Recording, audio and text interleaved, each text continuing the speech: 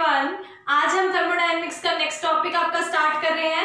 आज के लेक्चर में आप लोग एक थर्मोडायनेमिक टर्म के बारे में पढ़ने वाले, एक न्यू टर्म के बारे में पढ़ने वाले हो। इससे पहले आप कुछ टर्म से ऑलरेडी फेमिलियर हो थर्मोडायनेमिक टर्म से, तो वो कौन कौन सी टर्म्स थी? कुछ तो तीन तो हमारी बेसिक से ही टर्म्स होती हैं, pressure, volume and temperature. Pressure, volume and temperature. इसके अलावा जो आपने फर्स्ट लॉ ऑफ थर्मोडायनेमिक्स जब किया था तो आपने और कौन सी टर्म्स पढ़ी हुई हैं? इंटरनल एनर्जी के बारे में पढ़ा था, हीट के बारे में पढ़ा था। तो ये टर्म्स हमने पढ़ी थी फर्स्ट लॉ ऑफ थर्मोडायनेमिक्स में। इसके अलावा हमने कोई और नई टर्म तो नहीं पढ़ी थी। हाँ, मोल, नंबर ऑफ मोल्स की बात और होती है साथ में, नंबर ऑफ मोल्स टर्म भी हमने ऑलरेडी वहां पर पढ़ी हुई है। इसके अलावा हमने और कोई ज्यादा टर्म्स के बारे में नहीं पढ़ा था, बट हमारे सामने अब एक नई टर्म आने वाली है, एंट्रोपी, जिसको कि हम कैपिटल एस से रिप्रेजेंट करते हैं। और ये एंट्रोपी टर्म हमारी 1850 में हमारे सामने आई। 1850 में इसके बारे में स्टडी किया था क्लॉसियस ने। क्लॉसियस ने इसके बारे में स्टडी किया था 1850 में। उन्होंने इसको एस्टेब्लिश किया था एंट्रोपी को कार्नोट साइकिल के, जो हमने अभी तक कार्नोट साइकिल के बारे में पढ़ा था, कार्नोट साइकिल के बेसिस पर ही उसने यहाँ से एंट्रोपी टर्म को इवेल्युएट किया, हमारे सामने एस्टेब्लिश किया। तो अभी तक हमने जस्ट क्या बोला कि एंट्रोपी टर्म को कैपिटल एस से रिप्रेजेंट करते हैं, जो कि 1850 में क्लॉसियस ने स्टडी किया था इस चीज को, और उन्होंने इस चीज को एस्टेब्लिश किया था। एस्टेब्लिश किया किसके बेसिस पर? कार्नोट साइकिल के बेसिस पर। आप लास्ट के 2-3 क्लासेस से जो भी 2-3 लेक्चर हमारे रहे हैं उनमें कार्नोट साइकिल के बारे में ही पढ़ते आ रहे हो। पहले हमने कार्नोट साइकिल पढ़ा, कार्नोट थ्योरम पढ़ी, वहां एफिशिएंसी कैलकुलेट की थी, तो उन्हीं की एप्लीकेशन से आगे पढ़ते जा रहे हो आप। फिर थर्मोडायनेमिक स्केल ऑफ टेम्परेचर किया, वहां पर भी हमारा कार्नोट साइकिल ही यूज हो रहा था। तो अभी भी जो हम नई टर्म यहाँ पढ़ने वाले हैं एंट्रोपी, वो भी कार्नोट साइकिल के बेसिस पर ही होगा। और कार्नोट साइकिल आपने कैसे अप्लाई किया था, किस बारे में स्टडी किया था वहां पर? कार्नोट साइकिल में आप स्टडी कर रहे थे किसी एक रिवर्सिबल आइसोथर्मल सिस्टम के बारे में, जो कि एक साइक्लिक प्रोसेस होता था। कैसा सिस्टम पढ़ा था हमने? साइक्लिक प्रोसेस होता था वो, रिवर्सिबल होता था, reversible and isothermal. Isothermal reversible cyclic process था वो हमारा। तो आइसोथर्मल रिवर्सिबल साइक्लिक प्रोसेस में हमने एक साइकिल जनरेट किया था, जो कि हमारा कार्नोट साइकिल के नाम से जाना गया, क्योंकि इसे सेडी कार्नोट ने ही स्टडी किया था, तो हमने उसको कार्नोट साइकिल का नाम दिया था। अब उसके बाद देखिए, हमने उसकी एफिशिएंसी कैलकुलेट की थी, और एफिशिएंसी हमारी इक्वल आई थी Q2 minus Q1 by Q2, also equal to T2 minus T1 by T2। मतलब हमने एफिशिएंसी जो कार्नोट साइकिल की कैलकुलेट की थी वो हीट की फॉर्म में, यहाँ पर Q's क्या है आपकी? हीट, और T क्या है यहाँ पर आपका? टेम्परेचर। तो हीट और टेम्परेचर की फॉर्म में हमने एफिशिएंसी कैलकुलेट की थी कार्नोट साइकिल की, और यहाँ पर Q2 और जो Q1 है, या T2 एंड T1, ये आपके क्या रिप्रेजेंट कर रहे हैं? Q2 तो अमाउंट ऑफ हीट अब्सॉर्ब, और Q1 क्या रिप्रेजेंट कर रहा था यहाँ पर? Amount of heat release. और साथ ही साथ आपके T2 और T1 टेम्परेचर की अगर हम बात करते हैं, तो T2 टेम्परेचर आपका कौन सा टेम्परेचर है? जब सिस्टम हीट अब्सॉर्ब कर रहा होगा तो उस टाइम पे सिस्टम हायर टेम्परेचर रखेगा, क्योंकि उसे हीट मिल रही है इस टाइम पे। तो T2 मेरा हायर टेम्परेचर है, T2 is higher temperature, and T1 is the lower temperature. और T1 लोअर टेम्परेचर क्यों है? क्योंकि उस टाइम सिस्टम से हीट रिलीज हो रही होगी, और हीट रिलीज हो रही होगी तो हमारा सिस्टम टेम्परेचर को फॉल करता चला जाएगा। तो यहाँ से हमारी ये टर्म्स हुई। अब इसका मतलब क्या हुआ? हमने कार्नोट साइकिल जो अप्लाई किया था, या कार्नोट साइकिल की जो बात की थी, वो हमने किन्हीं दो टेम्परेचर्स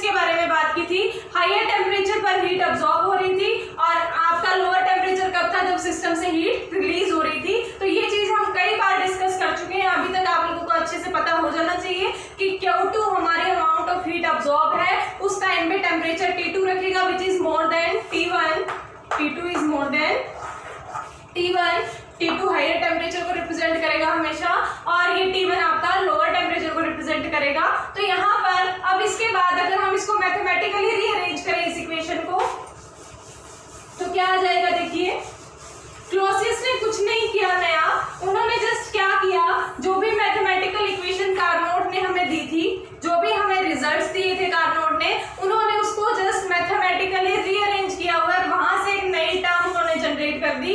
कैसे किया, देखो इस इक्वेशन को मैं लिख सकती हूँ 1 माइनस Q1 बाई Q2, कैसे Q2 बाई Q2 1 बना देगा minus Q1 by Q2। Similarly ये इक्वेशन भी हमारी, ये टर्म भी हमारी लिख सकते हैं 1 माइनस T1 बाई T2। अगर दोनों टर्म्स में से दोनों टर्म्स ही 1 में से माइनस हो रही हैं और उसके बाद वो दोनों हमें इक्वल रिजल्ट दे रही है तो यहाँ से हम 1 को नेग्लेक्ट कर सकते हैं, या फिर आप क्या करो रीअरेंज कर दो इस इक्वेशन, यहाँ से 1 को इधर ले आओ तो Q1 by Q2 is equal to T1 by T2 आ जाएगा।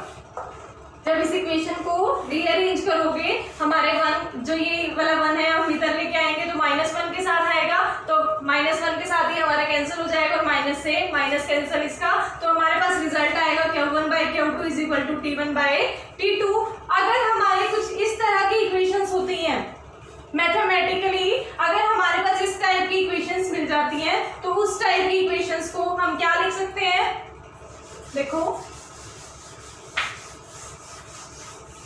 मेरे पास ये इक्वेशन आ गई, इक्वेशन में अब मैं जस्ट रीअरेंजमेंट अगर करूं तो देखिए जस्ट क्या करना है, ये T1 इसको मैं यहाँ ले आऊंगी और ये Q2 को मैं यहाँ ले जाऊं तो यहाँ क्या इक्वेशन आ जाएगी, Q1 by T1, just rearrangement कर रहे हैं और कुछ नहीं, Q1 by T1 is equal to Q2 by T2।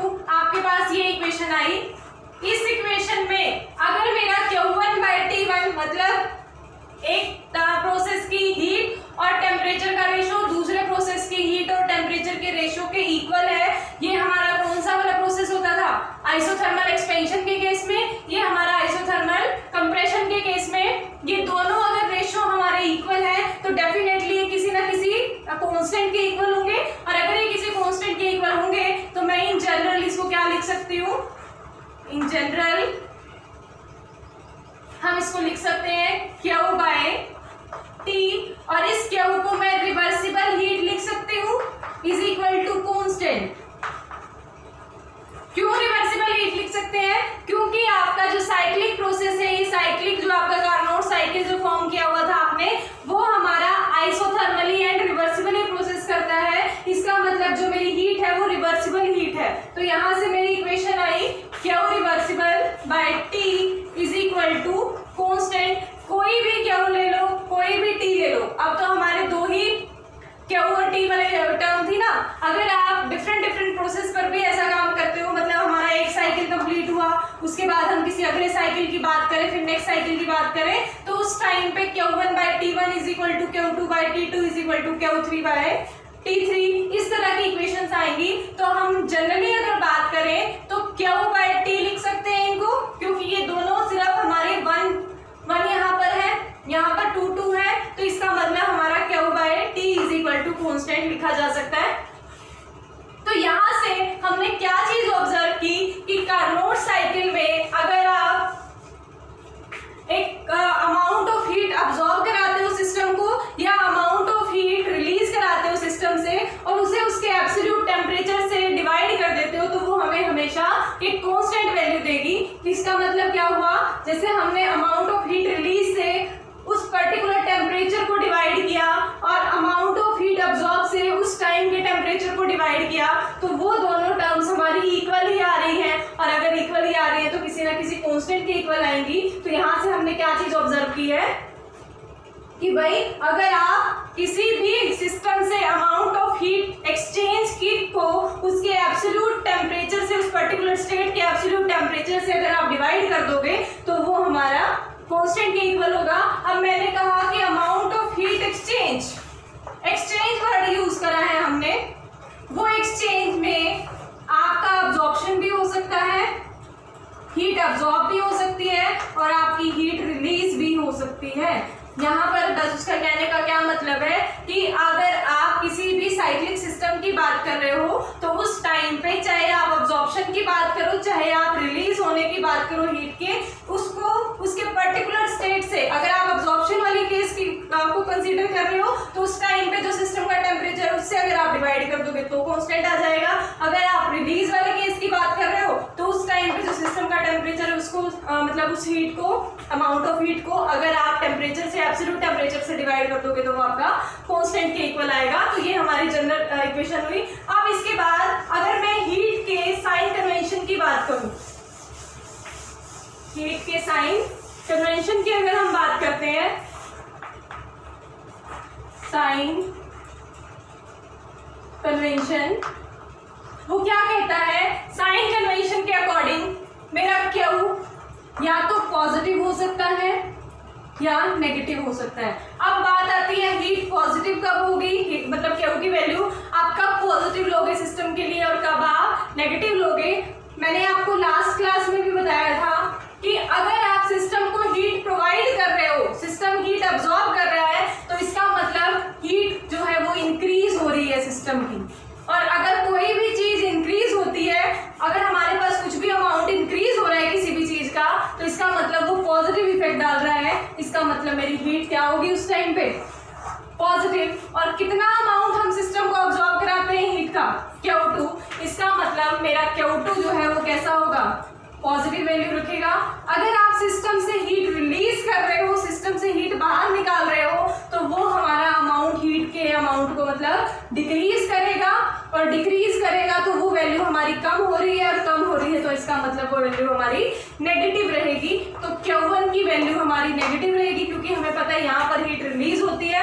Q2 की वैल्यू हमारी पॉजिटिव रहेगी क्योंकि हमें ये भी पता है कि हीट यहाँ पर अब्सॉर्ब होती है। तो अगर मैं बात करूं इस इक्वेशन की, इस टर्म में मेरा Q1/T1 विद नेगेटिव साइन आएगा और ये Q2/T2 ये पॉजिटिव साइन के साथ ही चलेगा क्योंकि यहाँ पर हमारी हीट क्या है, पॉजिटिव, और यहाँ पर हमारी हीट क्या है रिलीज के टाइम पे नेगेटिव। तो इसका मतलब नेगेटिव साइन आ जाएगा, और नेगेटिव साइन आने के बाद जब हम इस इक्वेशन को रीअरेंज करेंगे तो ये इक्वेशन कन्वर्ट हो जाएगी किसमें, Q1/T1 plus Q2/T2 is equal to 0।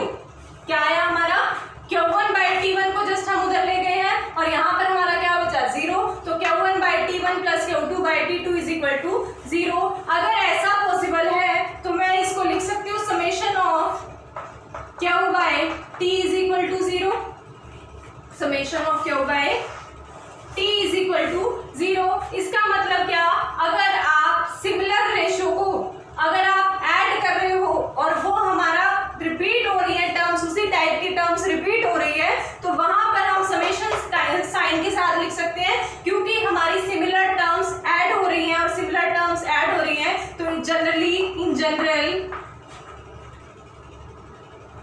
हम इसको इस फॉर्म में लिख सकते हैं समेशन ऑफ Q/T। और यहाँ से आपका समेशन ऑफ Q/T का मतलब आप सभी Q/T रेशोज को ऐड कर रहे हो और वो हमारा इक्वल आ जाएगा 0 के। और आपको एक चीज और पता होनी चाहिए, Q आपका कैसा फंक्शन होता है, स्टेट फंक्शन या पाथ फंक्शन। Q जो है आपका मतलब हीट जो है आपकी वो एक स्टेट फंक्शन होता है कि पाथ फंक्शन, वो आपका कैसा फंक्शन होता है, पाथ फंक्शन, वो state function, not a state function, not a state function. ये हमारा पाथ फंक्शन होता है। इसका मतलब अगर आप अपने सिस्टम को किसी एक पॉइंट से दूसरे पॉइंट पे चेंज कर रहे हो, मतलब एक स्टेट से दूसरी स्टेट पर लेके जा रहे हो, ए स्टेट से बी स्टेट पर अगर लेके जा रहे हो, अगर आप ऐसे लेके जा रहे हो मतलब डायरेक्ट चेंजेस कर रहे हो, बहुत मतलब स्ट्रेट वे में चल रहे हो, तो उस टाइम पे मेरी हीट का चेंज अलग होगा। और अगर मैं कहूँ मुझे तो ऐसे जाना है तब जाके मैं बी पे पहुंचूं, तो तब मेरी इन सभी प्रोसेस में amount of heat release and absorb वाला प्रोसेस चलेगा। चलेगा। और अगर heat amount of heat release और अब्जॉर्ब अगर हो रही है तो इस टाइम पे हमारी अमाउंट ऑफ हीट अलग लगेगी। तो वो A से B पर पहुंचने में हमें अलग अमाउंट ऑफ हीट का यूज करना पड़ेगा, डिफरेंट अमाउंट ऑफ हीट का यूज करना पड़ेगा। तो इस वजह से हमारा हीट एक पाथ फंक्शन है, पाथ के साथ वेरी करता है, हमारा स्टेट फंक्शन नहीं है। क्योंकि हम अगर इस स्टेट 1 स्टेट 2 अगर ये स्टेट फंक्शन होता तो चाहे आप जैसे मर्जी ले जाओ स्टेट A से स्टेट B तक, वो हमारी हीट वेरी नहीं करती। बट हमारी हीट का कंजप्शन या फिर उसका यूज जो भी हो रहा है वो हमारे पाथ पर डिपेंड करता है। अगर आप ज्यादा पाथ्स में मतलब ज्यादा स्टेप्स में अगर अपने प्रोसेस को चेंज कर रहे हो तब वो ज्यादा हीट को यूज करेगा या ज्यादा हीट को रिलीज करेगा। तो उस टाइम पे हमारी अमाउंट ऑफ हीट जो है वो अलग आएगी। तो हमारा जो क्यू है ये आपका एक पाथ फंक्शन है। और फर्स्ट लॉ ऑफ थर्मोडायनेमिक्स जब आप कर रहे थे तो उस टाइम पे आपने ये चीज डिराइव भी करके दिखाई थी मैथमेटिकली कि क्यों हमारा कैसा फंक्शन है, पाथ फंक्शन है, ये एक स्टेट फंक्शन नहीं है। तो इसी वजह से हम इसको समेशन की फॉर्म में लिख सकते हैं क्योंकि ये एक पाथ फंक्शन है। तो यहां से देखिए, अब अगर मैं बात करूं एक पर्टिकुलर डेफिनेशन की, तो यहां से हमने क्या चीज ऑब्जर्व की कि अगर कोई भी system isothermally and reversibly, isothermal reversible system है, आइसोथर्मल रिवर्सिबल साइक्लिक प्रोसेस कोई है, आइसोथर्मल रिवर्सिबल साइक्लिक प्रोसेस अगर कोई है, जो कि आपका कौन है, कार्नोट साइकिल ऐसा ही तो है जिसके बारे में आप पढ़ रहे हो, वो ये दोनों तीनों प्रोसेस को अटेन करके चलता है। वो आइसोथर्मल भी है, वो हमारा ये रिवर्सिबल भी है और वो हमारा साइक्लिक भी है।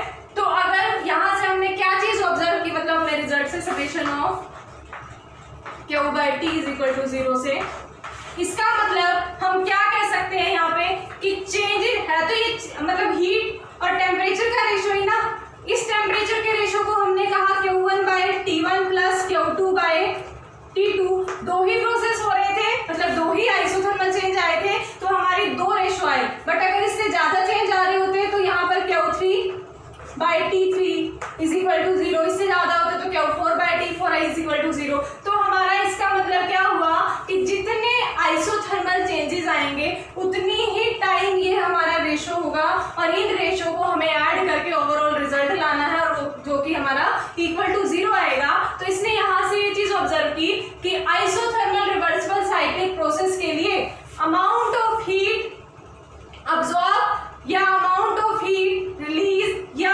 अमाउंट ऑफ हीट एक्सचेंज को अगर हम एब्सोल्यूट टेम्परेचर की फॉर्म में लिखते हैं तो वो हमारा सभी प्रोसेस का सम जो है वो = 0 आ रहा है। इसका मतलब यहाँ पर बहुत स्लो प्रोसेस हो रहा होगा, स्लो प्रोसेस मतलब स्लो स्टेप्स में हो रहा होगा, स्लो स्टेप्स में प्रोसेस हो रहा होगा और स्लो स्टेप में प्रोसेस हो रहा है। इसका मतलब पहले एक रेशो कैलकुलेट करो, दूसरी रेशो कैलकुलेट करो, तीसरी रेशो कैलकुलेट करो। इसका मतलब क्या हुआ, अभी आप एक बार ये इससे नेक्स्ट टॉपिक कर रहे हैं, नेक्स्ट टर्म इसी का ही पार्ट है, उसमें आपको समझ आएगा कि हमने इसको स्लो स्टेप क्यों कहा। क्या सिर्फ आप एक स्टेटमेंट देख लो अभी के लिए, आपका इससे रिलेटेड जो भी क्वेरी रह गई है वो आपकी नेक्स्ट टर्म में मतलब क्लियर हो जाएगी। यहाँ पर देखिए क्या कहा, कोई भी आइसोथर्मल रिवर्सिबल साइक्लिक प्रोसेस है which is a Carnot cycle, already है ये, इसमें तीनों प्रॉपर्टीज हैं कि अगर कोई भी ऐसा आइसोथर्मल रिवर्सिबल प्रोसेस है, अगर हम उसके अमाउंट ऑफ हीट एक्सचेंज को उसके एब्सोल्यूट टेम्परेचर की फॉर्म में रेशो कैलकुलेट करें, हर स्टेप पे डिफरेंट रेशो कैलकुलेट अगर करते हैं तो उससे हमें ओवरऑल रिजल्ट जो मिलता है वो = 0 मिलेगा। इसका मतलब हमारा जो सारा प्रोसेस है वो बहुत ही स्लो स्टेप्स में हो रहा है और स्लो स्टेप्स में क्यों हो रहा है वो आपके इसका आंसर अभी आपको मिलेगा। इसके लिए आपको क्या करना है, आपको प्रूव करना है एंट्रोपी आपका एक स्टेट फंक्शन है और इसमें आप एंट्रोपी को स्टेट फंक्शन भी प्रूव कर दोगे, साथ के साथ आपका वो भी प्रूव हो जाएगा कि हमने अभी कहा था कि वो स्मॉल स्टेप्स में क्यों होता है, मतलब ये जो भी प्रोसेस होगा वो सारा स्मॉल स्टेप्स में क्यों होगा। तो उसके लिए हमें क्या करना है, entropy as a state function, हमें ये चीज प्रूव करनी है।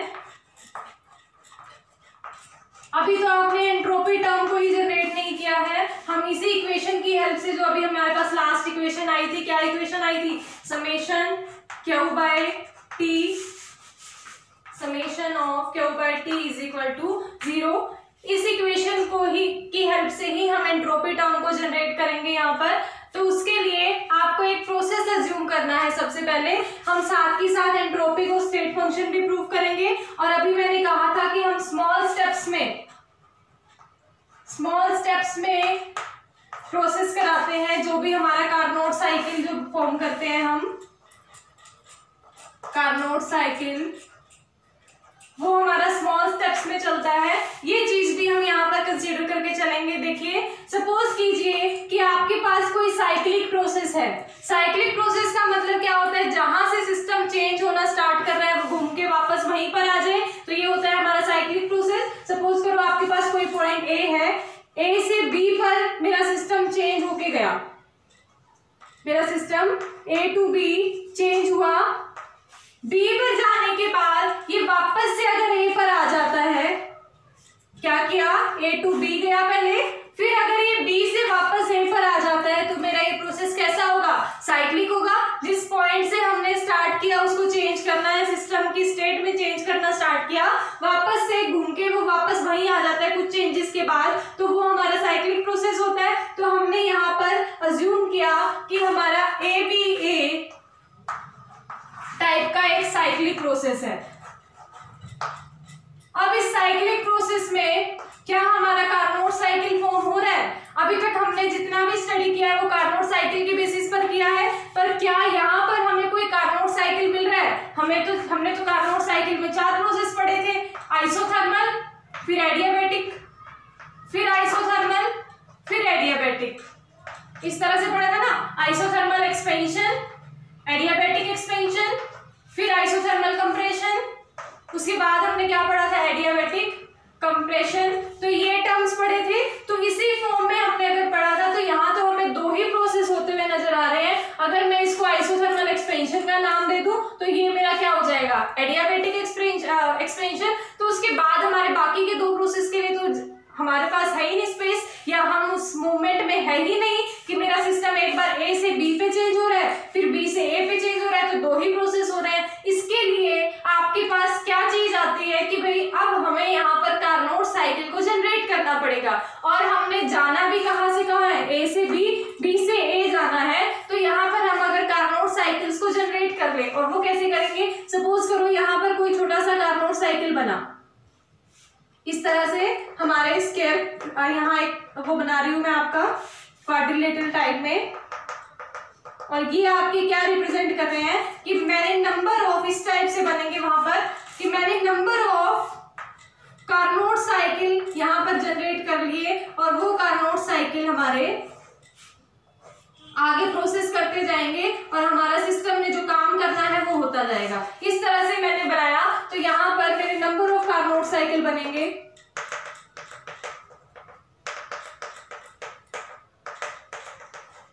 हमने कार्नोट साइकिल यहाँ पर बना ली है। बट इस चीज को यहाँ पर समझो कि देखो, इसमें हमने ए से बी में जाने में हमने number of Carnot cycles assume कर लिए। अब कार्नोट साइकिल के लिए हमें 4 प्रोसेस चाहिए। मैंने आपको कार्नोट साइकिल कराया, तब भी मैंने आपको बताया था कि 4 प्रोसेस मस्ट है, कि ये चारों प्रोसेस ही, अगर आप उससे ज्यादा प्रोसेस कराना चाहते हो तो यही 4 प्रोसेस आपके रिपीट होते रहेंगे। तो यहाँ पर हमारे इसमें 4 प्रोसेस हुए, 4 प्रोसेस के बाद नेक्स्ट में फिर से 4 प्रोसेस, इसमें भी 4 प्रोसेस, 1 2 3 4, 1 2 3 4, 1 2 3 4, हमारे 4 प्रोसेस हर स्टेप में हो रहे हैं। हम ये बहुत ही स्मॉल स्टेप्स में करेंगे, इनफाइनाइटली स्मॉल स्टेप्स।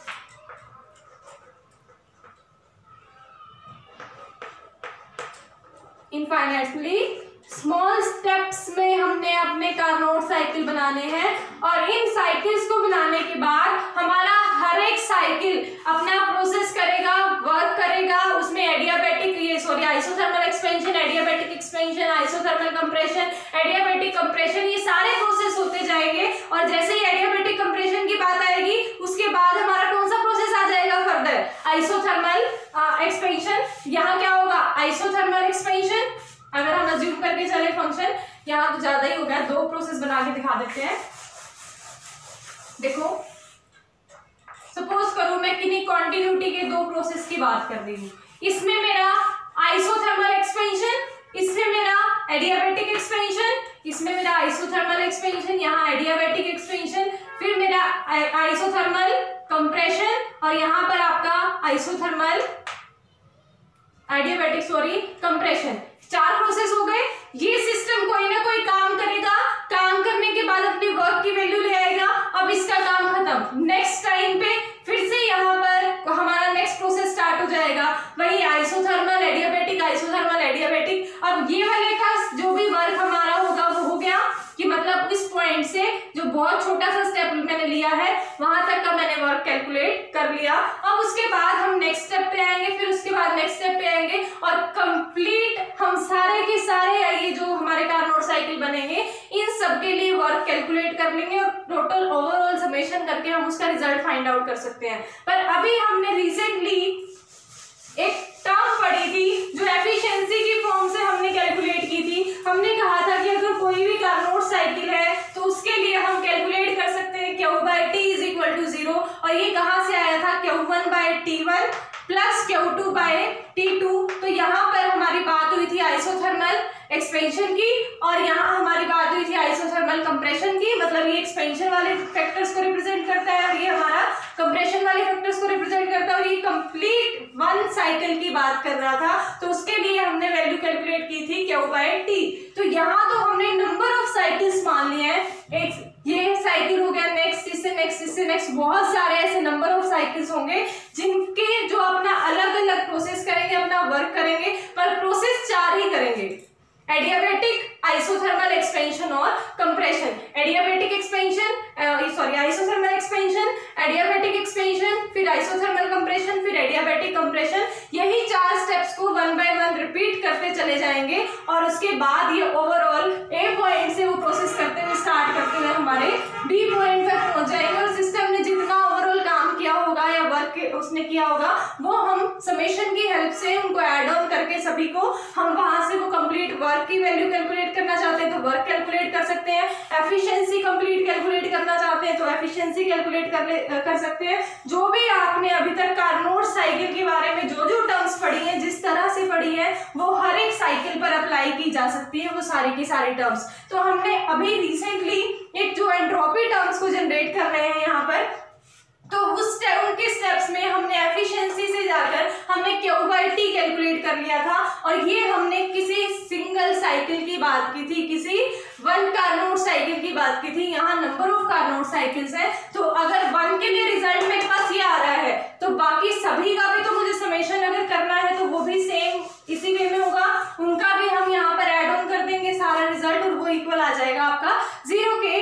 बट हम उससे पहले एक बात करते हैं कि हर एक के केस में Q/T जो है वहां पर अगर मैं एक साइकिल की बात कर रही थी तब मैंने ये Q/T की फॉर्म में लिख दिया था, बट यहाँ पर मैंने अपने साइकिल्स को इनफाइनाइटली स्मॉल स्टेप्स में अगर करवाया है तो ये जो हमारा Q था, इस Q को हमने क्या बोला था, exchange of heat. Exchange of heat का मतलब यहाँ पर चेंज जो आएगा वो बहुत ही स्मॉल आएगा। अगर स्मॉल चेंज आएगा तो उसके लिए मैं लिख सकती हूँ कि अगर मैं सिंगल साइकिल की बात कर रही हूँ तो मैं ΔQ/T लिख के उसका समेशन करूं और सभी ऐसे ΔQ/T का सम करूं, हर एक स्टेप में ΔQ/T का सम करूं तो मेरा कंप्लीट अगर मैं ये Q1, Q2, Q3 इस फॉर्म में रिप्रेजेंट करके भाई इसके लिए मेरा ΔQ1, इसके लिए ΔQ2, इसके लिए ΔQ3, ये Q1, Q2, Q3 वो नहीं है जो हमने अभी Q1 और Q2 लिए हुए थे। ये हमारा अमाउंट ऑफ हीट रिलीज था और ये हमारा अमाउंट ऑफ हीट अब्सॉर्ब था। ये चेंज इन Q1 है और सॉरी ये चेंज इन Q है। तो ये अगर चेंज इन Q है तो हमारा फर्स्ट रिवर्सिबल साइकिल का चेंज, फिर प्लस सेकंड का रिवर्सिबल साइकिल का change, plus third reversible cycle का चेंज अप टू एन जो भी हमारे जितने भी नंबर ऑफ साइकिल्स बने उन सभी का चेंज अगर हम ओवरऑल कैलकुलेट करते हैं तो वो भी उन सभी का सम भी हमारा इक्वल आ जाएगा 0 के और कंप्लीट ΔQ/T जो है वो इक्वल आ जाएगा आपका 0 के।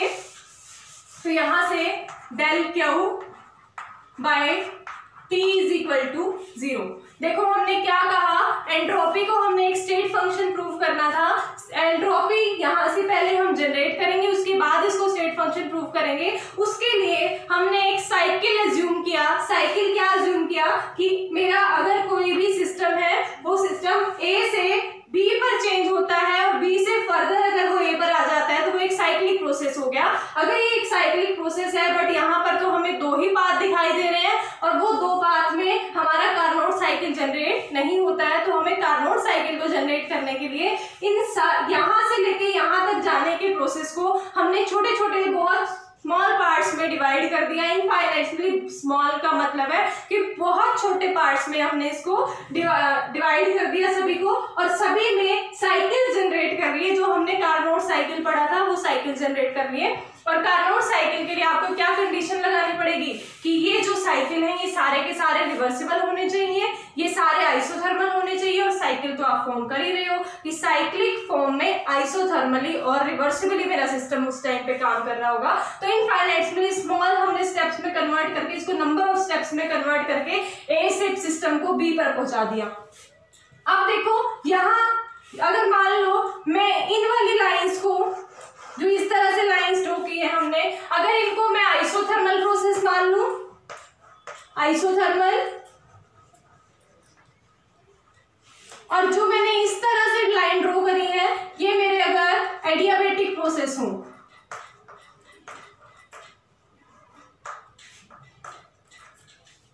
एडियाबेटिक प्रोसेस हो, सॉरी ये वाले आप इनको आप आइसोथर्मल कहो, इनको आइसोथर्मल कहो, अभी बताती हूं क्यों कहेंगे, और इनको आप आइसोथर्मल कहो जो कि आपने इस तरह से ड्रॉ किए हुए हैं। अगर आप इस तरह इस पॉइंट को ऐसे करो तो हम अगर ए पॉइंट से बी पॉइंट पे जा रहे हैं, बी टू ए, अगर मैं इस तरह से रिप्रेजेंट कर रही हूं तो मेरे ये वाले प्रोसेस सारे क्या होंगे, एडियाबेटिक, एडियाबेटिक, और मेरे ये वाले प्रोसेस आइसोथर्मल होंगे। क्यों? जो भी आपने इस एंगल में मानने हैं प्रोसेस वो सारे आइसोथर्मल, और ये वाले जो है ये सारे आपके एडियाबेटिक। ये देख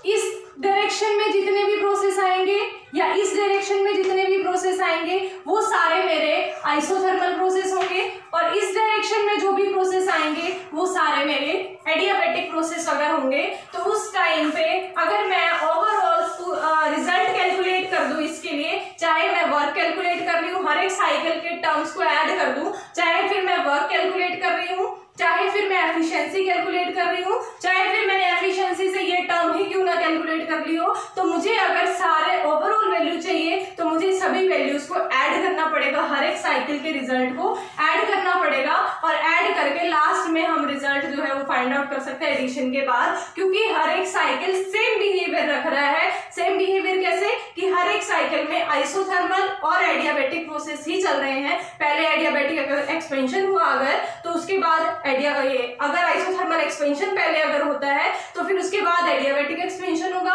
उसके बाद हमारा आइसोथर्मल कंप्रेशन होगा, फिर हमारा क्या होगा, एडियाबेटिक कंप्रेशन होगा, फिर उसके बाद फिर से क्या हो जाएगा, आइसोथर्मल एक्सपेंशन ही होगा। ये चार process, isothermal expansion, adiabatic expansion, isothermal compression और आपका एडियाबेटिक कंप्रेशन, यही प्रोसेस जो है आपके रिपीट होते जाएंगे। अगर मेरा फर्स्ट प्रोसेस ये है तो सेकंड डेफिनेटली यही होगा, थर्ड यही होगा, फोर्थ यही होगा, फिर फिफ्थ मेरा ये हो जाएगा, सिक्स्थ मेरा ये होगा, फिर सेवंथ ये होगा, फिर नेक्स्ट जो होगा वो ये होगा। तो यही प्रोसेस हमारे रिपीट करते चले जाएंगे और रिपीट होके हमें सारे के सारे रिजल्ट हमें कैलकुलेट करके देंगे।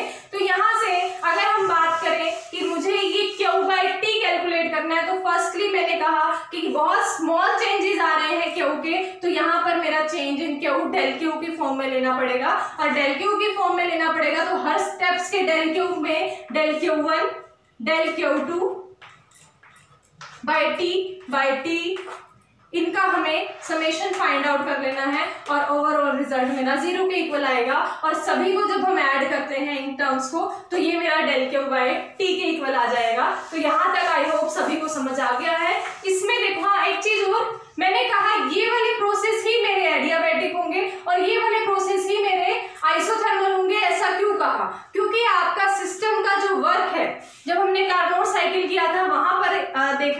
रिजल्ट को। जब हमने वो वर्क ओवरऑल कैलकुलेट किया था तो वहां पर हमने एक चीज ऑब्जर्व की थी कि जो कंप्लीट वर्क डन है वो सिर्फ और सिर्फ आइसोथर्मल वर्क पर ही डिपेंड कर रहा था, एडियाबैटिक पर डिपेंड नहीं कर रहा था। लास्ट में रिजल्ट हमारा सिर्फ आइसोथर्मल वाला बचा था, एडियाबैटिक वाला नहीं बचा था। बिल्कुल स्टार्टिंग में जब हमने कार्नोट साइकिल स्टार्ट किया था, लास्ट में फिर हमने वर्क डन कैलकुलेट किए थे, W1 W2 W3 W4 को ऐड किया था, तो W2 और W4 एक दूसरे के इफेक्ट को कैंसिल कर देते हैं और तो सिर्फ हमारे आइसोथर्मल ही बचे थे।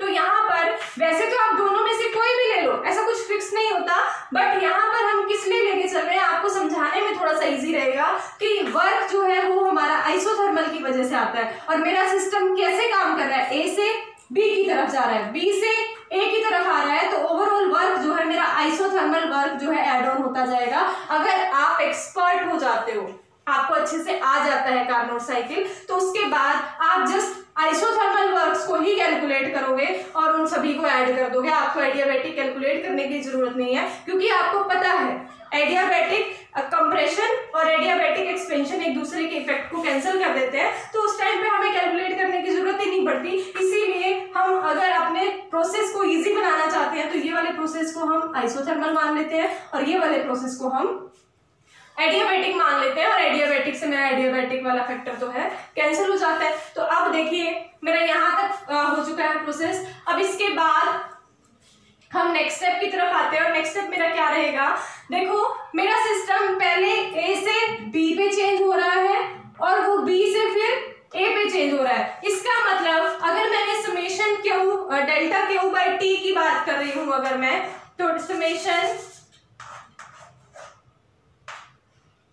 डेल क्यू बाई टी मेरा दो प्रोसेस का सम है और वो दो प्रोसेस आपके कौन से हैं, एक तो आपका ए से बी का change, summation of del Q by T का change from A to B, A to B change होता है तब भी सिस्टम काम करता है, तो वो वाला factor plus del Q by T का चेंज हमारा B टू A, वो हमारा फिर किसके इक्वल होगा, 0 के इक्वल होगा, क्योंकि ये हमारी इक्वेशन ऊपर क्या थी, del Q by T is equal to 0। But del Q by T में हमने क्या चीज ऑब्जर्व की कि डेल क्यू बाई टी सिर्फ डेल क्यू बाई टी नहीं है, इसमें दो प्रोसेस इन्वॉल्व है। एक बार A से B में डेल क्यू बाई टी का चेंज आएगा, एक बार B से A में जो है तब हमारा चेंज आएगा। अगर ये फैक्टर मेरा इक्वल टू 0 है तो क्या मैं इस फैक्टर को लिख सकती हूँ, summation of del Q by T changing A to B is equal to negative of summation of del Q by T B changing to A। System B से A की तरफ चेंज हो रहा है, तो हम इस फैक्टर को यहाँ से इस तरह से चेंज लिख सकते हैं। अब यहाँ से हमारा बहुत इंपॉर्टेंट पॉइंट निकल के आएगा, ये वाली जो इक्वेशन है इससे हमारी एंट्रोपी टर्म जनरेट होने वाली है, यहाँ से ध्यान से देखना। इसके बाद हमने जस्ट क्या कहा है इस वाले फैक्टर के बाद कि भाई मेरा जो ये फैक्टर है इसमें दो प्रोसेस इन्वॉल्व है, सिस्टम मेरा ए से बी पे जा रहा है फिर बी से ए पे जा रहा है, तो हमने ये दो प्रोसेस का समेशन लिख दिया।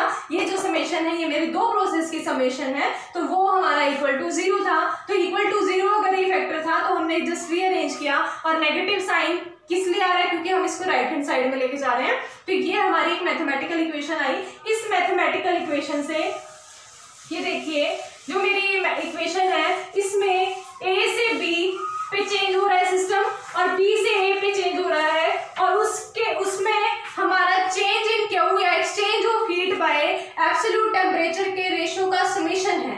यहाँ पर भी absolute exchange of heat divided by absolute temperature के रेशियो का समेशन है। यहाँ पर ये जो कैलकुलेट कर रहा है ये वाला फैक्टर, ये ए से बी जाने पर चेंज को कैलकुलेट कर रहा है और ये बी से ए पर आने पर चेंज को कैलकुलेट कर रहा है। मतलब यहां से यहां पहुंचे वो वाला चेंज का समेशन प्लस यहां से यहां पर पहुंचे ये वाले चेंज का समेशन। ये बीच के रास्ते की मतलब बीच के रास्ते का इससे आप कोई लेना देना ही नहीं है कि इसने कितने साइकिल बनाए, कितने इसने एडियाबैटिक प्रोसेस करे, कितने इसने ये हमारे आइसोथर्मल प्रोसेस करे, इस चीज का तो यहाँ पर कोई लेना देना ही नहीं है। तो यहाँ पर ये ए स्टेट पे था ए से बी पर जा रहा है उस स्टेट पर डिपेंड करता है, या बी से ए स्टेट पर पहुंचा उस स्टेट को कैलकुलेट कर रहा है। तो यहां पर ए टू बी या बी टू ए स्टेट्स की बात हो रही है।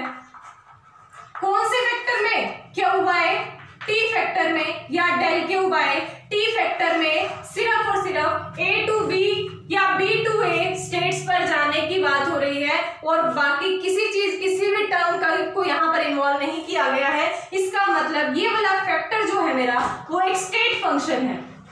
कैसा फंक्शन है? स्टेट फंक्शन होगा। तो अगर ये एक स्टेट फंक्शन है, ये हमारे स्मॉल चेंज को रिप्रेजेंट कर रहा है, और यहाँ पर ये स्मॉल चेंज हमारा ए से बी पर जब जा रहा है, जब मेरा सिस्टम ए टू बी में चेंज हो चुका है, अब ये स्मॉल चेंज नहीं रहा। पहले स्मॉल चेंज था जब हम इसको ओवरऑल कैलकुलेट कर रहे थे, तब ये स्मॉल चेंज था। अगर मेरा एक एक फैक्टर को उठा के चलूं, एक एक फैक्टर को मतलब मैंने एक साइकिल की बात की, दूसरी साइकिल की बात की, नेक्स्ट साइकिल की अगर मैं बात कर रही हूँ, तब तो मेरा चेंज इन क्यू स्मॉल हो रहा है। बट अगर मैं इस समेशन को सॉल्व कर दूं, समेशन को सॉल्व करते ही यहाँ पर मेरा क्यू बाय टी टर्म जो है वो सॉल्व होके आ जाएगी ए से बी की। दोबारा सुनो क्या कहा मैंने कहा कि यहाँ पर हम change in Q by T factor लेके चल रहे थे, और वहां इस change in Q by T का मतलब क्या था कि हर एक कार्नोट साइकिल में हीट का चेंज, हर एक डिफरेंट कार्नोट साइकिल में हीट का चेंज बाय टी, वो वाले फैक्टर्स थे ये।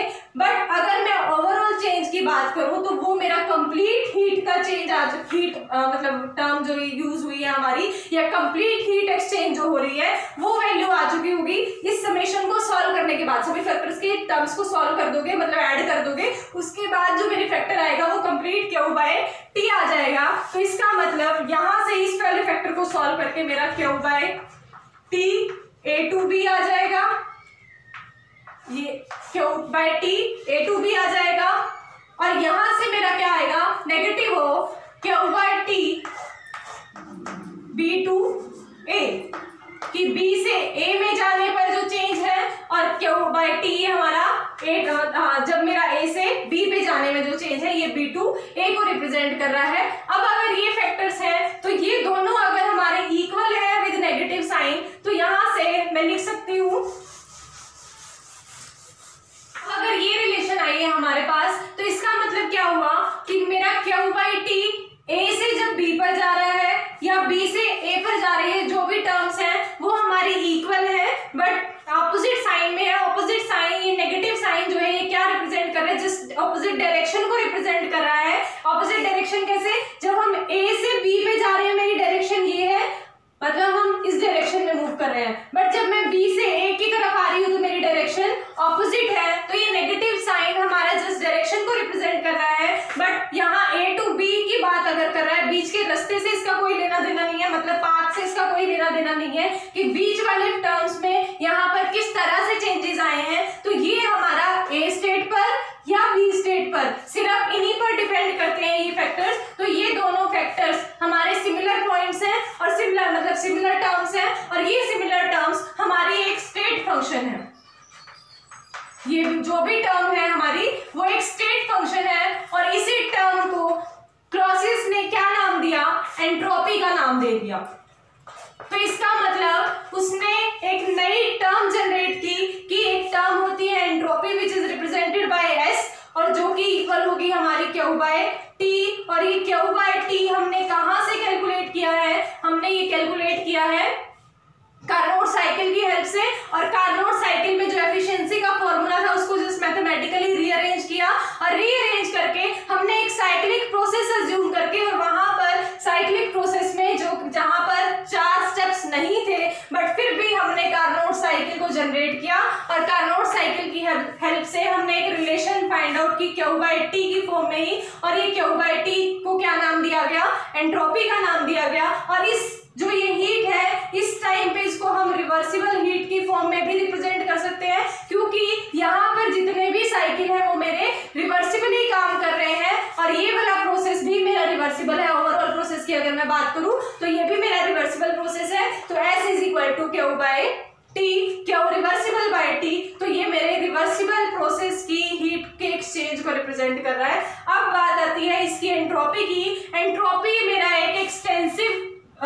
प्रॉपर्टी है एक्सटेंसिव फंक्शन है। एक्सटेंसिव फंक्शन का मतलब क्या, देखिए एस को मैं एक्सटेंसिव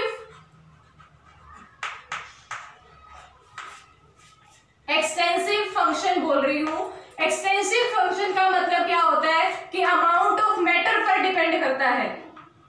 अमाउंट ऑफ मैटर पर डिपेंड होने वाली प्रॉपर्टी है ये। जो भी हमने ये फंक्शन माना है, ये फंक्शन मेरा अमाउंट ऑफ मैटर पर डिपेंड करता है। अगर आपने मैटर जो ये सिस्टम लिया है वो सिस्टम का मैटर बढ़ा दिया तो मेरी एंट्रोपी अलग होगी। अगर सिस्टम का मैटर जो है वो चेंज कर दिया, मतलब अमाउंट, सब्सटेंस का अमाउंट जो है वो अगर इंक्रीज कर दिया तो एंट्रोपी चेंज हो जाएगी, डिक्रीज कर दिया तो हमारी एंट्रोपी चेंज हो जाएगी। और ये एंट्रोपी कभी भी एग्जैक्टली कैलकुलेट नहीं की जाती, डजंट कैलकुलेट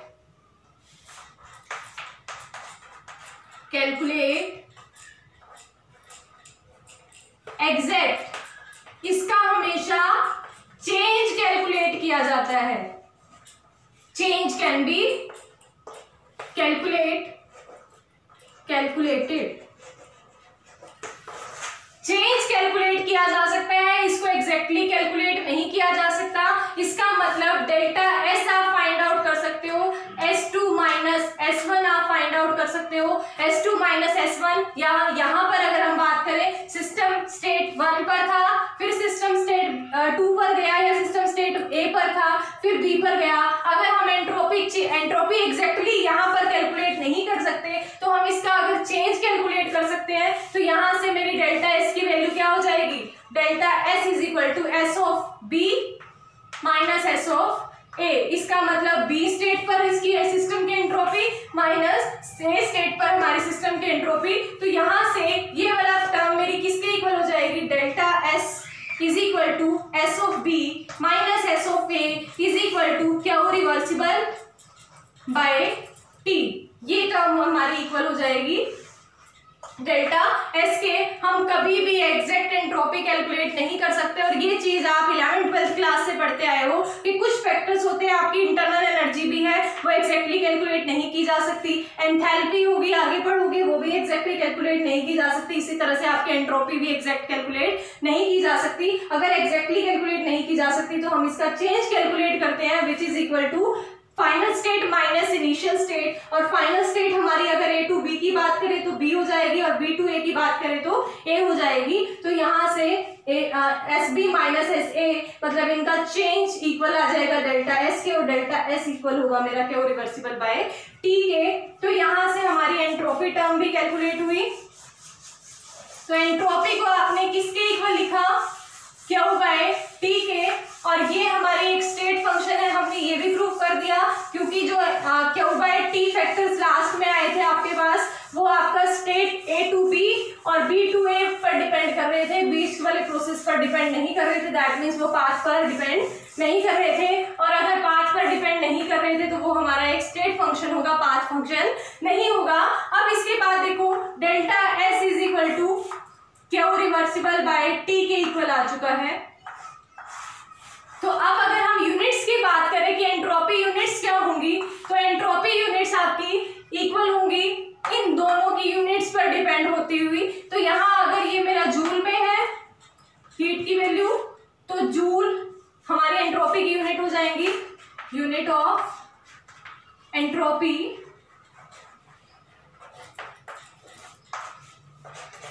जूल पर डिग्री, जूल पर डिग्री।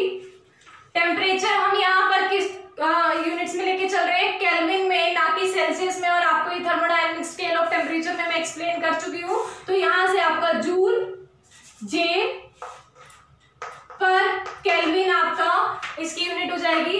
बट इन केस अगर मेरा क्यू की यूनिट कैलोरी है तो उस टाइम पे एंट्रोपी की यूनिट क्या हो जाएगी, एंट्रोपी की यूनिट आपकी होगी कैलोरी पर डिग्री, कैलोरी पर डिग्री। इसका मतलब C के इनवर्स, कैलोरी पर डिग्री CL के इनवर्स, केल्विन इनवर्स। तो यहां से आपका ये टॉपिक हुआ कंप्लीट। बाकी की का टॉपिक बाकी के जो भी टॉपिक्स हमारे बच्चे वो नेक्स्ट क्लास में करेंगे। आज के लिए थैंक यू।